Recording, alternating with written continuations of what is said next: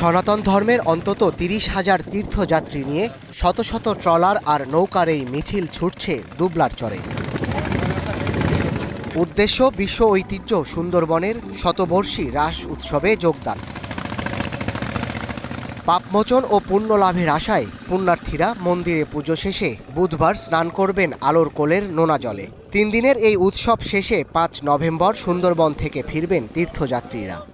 এই রাস পুজো উপলক্ষে আমরা দেশ বিদেশ থেকে অনেক ট্রলার এখানে একত্রিত হয়েছি, হাজার হাজার লোক। রাসলীলা সেখানে আমরা সম্পূর্ণ করে আমরা 3 দিনের মতো চলে আসবো। পূজা করে স্নান করে আবার বুধবারে সকালে স্নান করে আমরা রওনা দিয়ে চলে যাব।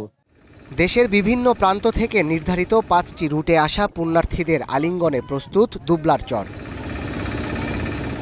উৎসবকে নির্বিঘ্ন করতে কয়েক স্তরের নিরাপত্তা ব্যবস্থা নিশ্চিত করেছে স্থানীয় প্রশাসন। সুন্দরবনের বন্যপ্রাণী ও পরিবেশের নিরাপত্তা নিশ্চিতে তৎপর বন বিভাগও। শুধুমাত্র পুণ্যার্থী যেন সুষ্ঠুভাবে তাদের যে ধর্মীয় আচার অনুষ্ঠানটা আছে সঠিকভাবে করতে পারে সেই চেষ্টা করে যাচ্ছি। আমরা অনেকগুলো ভোট ফেরত দিচ্ছি এবং আমরা আরও চেষ্টা করতেছি আর কেউ যাই অবৈধভাবে ঢুকে কোনো ক্ষতি না করতে পারে। এ ব্যাপারে আমাদের টহল অব্যাহত আছে, প্রচুর পরিমাণ চেকপোস্ট আছে। এদিকে পটুয়াখালীর রাসমেলাকে ঘিরে নবরূপে সেজেছে সাগরকন্যা কুয়াকাটা। রাধাকৃষ্ণ মন্দির ও তীর্থযাত্রী সেবাশ্রম নিয়েছে প্রস্তুতি।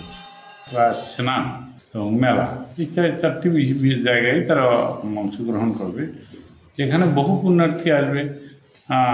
আমরা প্রায় লক্ষাধিক পুণ্যার্থী আসবে বলে আমরা মনে করি।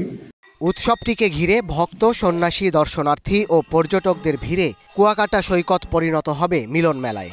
তাই অনাকাঙ্ক্ষিত ঘটনা এড়াতে তৎপর প্রশাসন।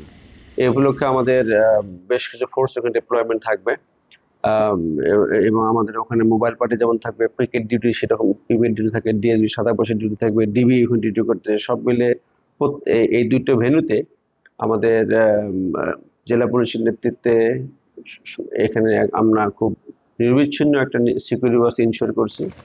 মঙ্গলবার শুরু হতে যাওয়া কুয়াকাটার রাসমেলা চলবে 7 নভেম্বর পর্যন্ত। Sadat Shahed, star news.